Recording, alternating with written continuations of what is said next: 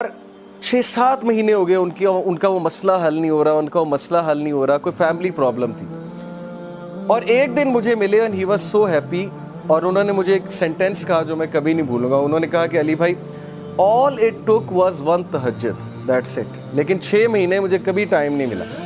मुझे लोगों से मिलने का टाइम मिल गया, मुझे लोगों से कहानियाँ सुनाने का टाइम मिल गया, लोगों की सुनने का टाइम मिल गया, लेकिन तहज्जुद का टाइम नहीं मिल रहा था। All it took was one तहज्जुद, और मेरा मसला हल हो गया।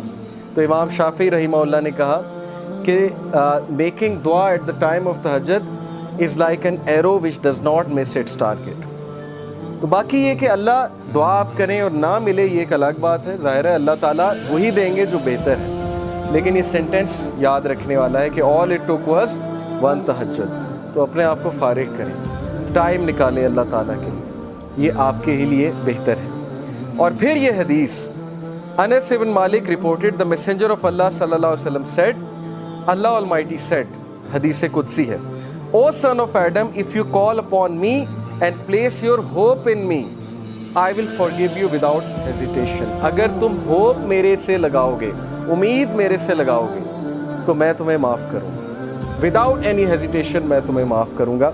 ओ son of Adam, if you have since piling up to the clouds and then ask for my forgiveness, I will forgive you without hesitation. और अगर तेरे गुनाह आसमान तक जा रहे हैं और आसमान की तरह पाइल अप हो चुके हैं, क्लाउड्स की तरह, यानी इतने सिन्स हो चुके हैं कि तुम इसराफ कर चुके हो, और तुम मुझसे माफ़ी मांगोगे, मैं तुम्हें माफ़ करूँगा, लेकिन सच्चे दिल से तौबा करो, मेरे पास आओगे, मेरे से बात करोगे, मुझे रिकग्नाइज करोगे, तो मैं तुम्हें माफ़ करूँगा। तो क्वेश्चन ये है कि क्या हमारे होप्स अल्लाह ताला से लगे हैं या हमारे होप्स क्रिएशन से लगे हैं?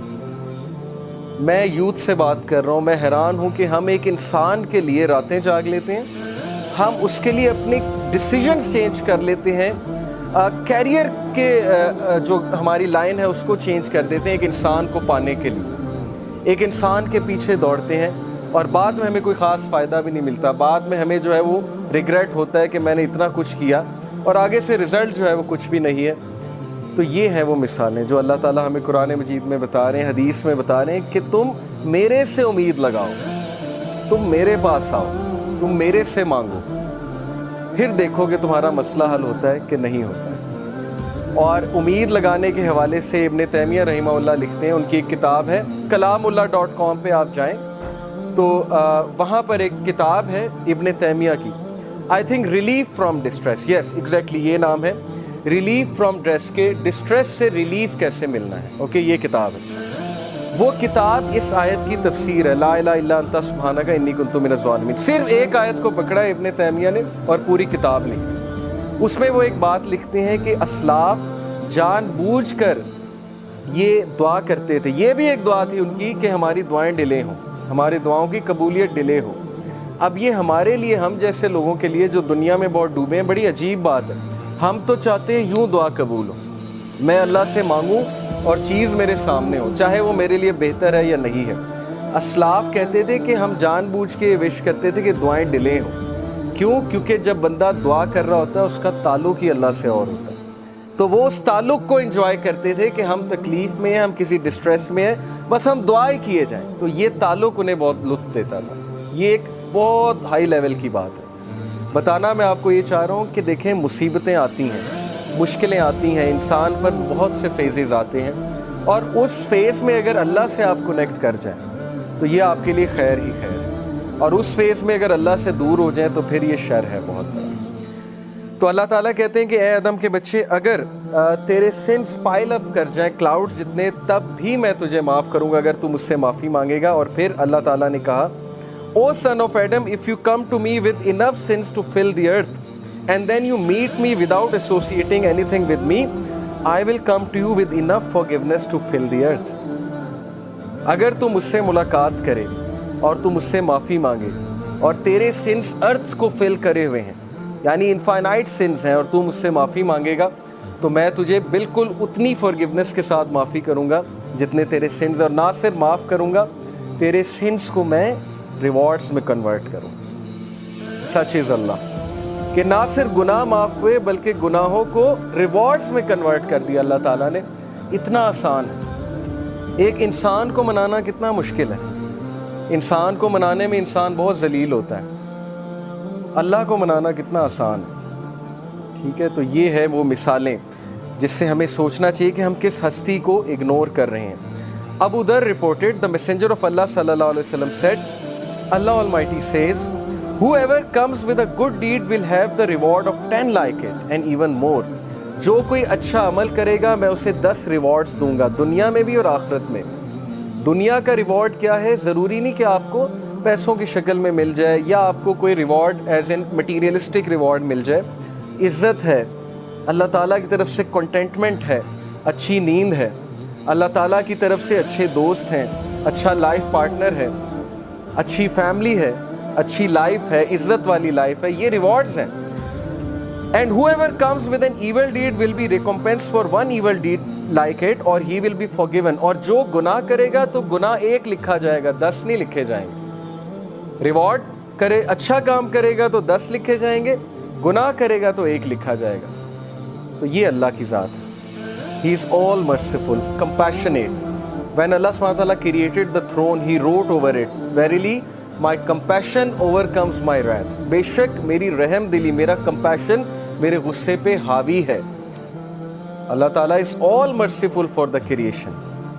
تو اس میں آپ کو ایک واقعہ بھی سناتا ہوں کہ یہ حلیۃ الاولیاء ایک کتاب ہے، اس میں کچھ واقعات صحیح ہیں۔ تو ون آف دا صحیح انسیڈنٹس کہ بنی اسرائیل کا ایک شخص تھا اور اس کے بہت سے سینس تھے، مطلب یو کین امیجن ڈرنکارڈ ہوگا، ظاہر ہے کہ چوری کرتا ہوگا، رابری کرتا ہوگا، واٹ ایور۔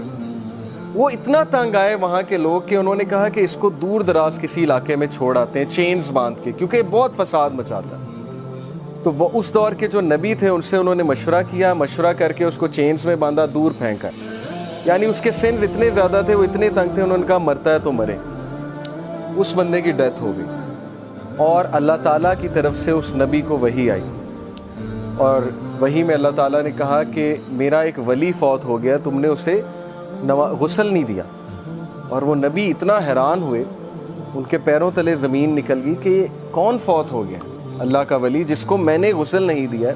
تو اللہ تعالیٰ نے کہا وہاں اس علاقے میں جاؤ اور جا کر دیکھو۔ تو جب وہ وہاں پہنچے اپنی قوم کو لے کے، اتنا حیران ہوئے کہ یہ تو وہی بدکار آدمی ہے جس نے ناک میں دم کیا ہوا تھا، تو یہ شخص ولی کیسے بن گیا؟ تو اللہ تعالیٰ نے کہا کہ اس نے مرنے سے پہلے ایک دعا کی تھی، اور وہ دعا مجھے اتنی عزیز ہے، اتنی پسند آئی کہ اگر وہ دعا سے پوری انسانیت کو بھی بخشوانا چاہتا میں بخش دیتا۔ اور وہ دعا یہ تھی کہ اے اللہ، اگر مجھے معاف کرنے سے تیری عزت میں کوئی کمی نہیں آتی تو مجھے معاف کر دے، اور اگر مجھے سزا دینے سے تیری عزت بڑھتی ہے تو مجھے سزا دے۔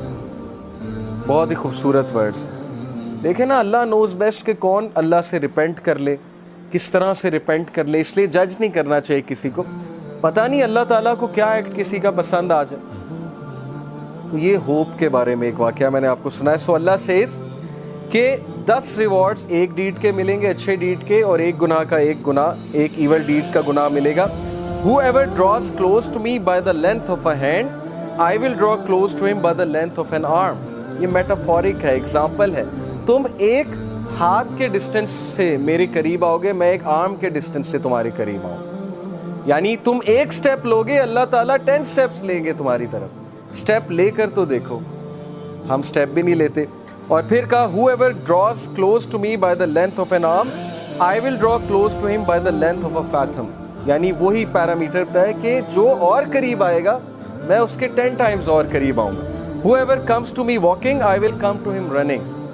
تو یہ اللہ کی ذات ہے کہ آپ ایک سٹیپ لیں گے، اللہ تعالیٰ 10 سٹیپس لیں گے۔ آپ چل کر آئیں گے، اللہ تعالیٰ دوڑ کر آئیں گے، آپ کو ویلکم کرنے آئیں گے۔ اوکے، اس لیے اللہ تعالیٰ یہ غفلت میں کبھی نہ آئیے گا، نہ ہی اس حماقت میں کبھی پڑیے گا کہ میرے گناہ بہت زیادہ ہیں، یا اب میں کیا کروں اللہ تعالیٰ کے پاس جا کے، ہر چیز تو حرام ہے، وہ حرام میں کرتا ہوں۔ تو سٹریس میں آ کے انسان اللہ سے ہی بات کرنا چھوڑ دیتا ہے، کہتا ہے بس میں نے کرنا ہی حرام ہے تو چھوڑو، اللہ تعالیٰ سے کیا بات کرے۔ تو یہ حماقت ہے، یہ شیطان کا بہت زبردست اسٹریٹجی ہے کہ ہمیں اللہ سے بدگمان کرے۔ تو بدگمانی کبھی نہیں کرنی، اور وہ حدیث فالو کریں کہ رسول اللہ صلی اللہ علیہ وسلم نے جو فارمولہ بتایا کہ follow an evil deed by a good deed, کوئی گناہ ہو گیا ہے, کسی کو آپ نے کوئی ظاہر ہے حقوق العباد میں کمی ہو گئی ہے, یا کوئی پرسنل سن ہو گیا ہے, اللہ کی حدود پامال ہو گئی ہیں, جو کام نہیں کرنا چاہیے تھا وہ اکیلے میں کر لیا ہے, تو ڈی موٹیویٹ نہیں ہونا, پروکریسٹینیٹ نہیں کرنا, اتنا زیادہ ریگریٹ میں نہیں چلے جانا کہ بس اب زندگی ختم ہو گئی, اب تو میں بالکل ہی بیکار ہو چکا ہوں. رسول اللہ said follow a bad deed by a good deed, بس خلاص, تاکہ دل پہ وہ کالا دھبا نہ پڑے جس کی وجہ سے پھر ظاہر ہے دل بہت ڈارکن ہو جاتا ہے, پھر نیکی نیکی نہیں لگتی, برائی برائی نہیں لگتی. اور یہ ہم نے خود فیل کیا ہے, ایک دور میں برائیاں بالکل برائی نہیں لگتی تھی, یہ تو پرسنل ہمارا ایکسپیرینس ہے.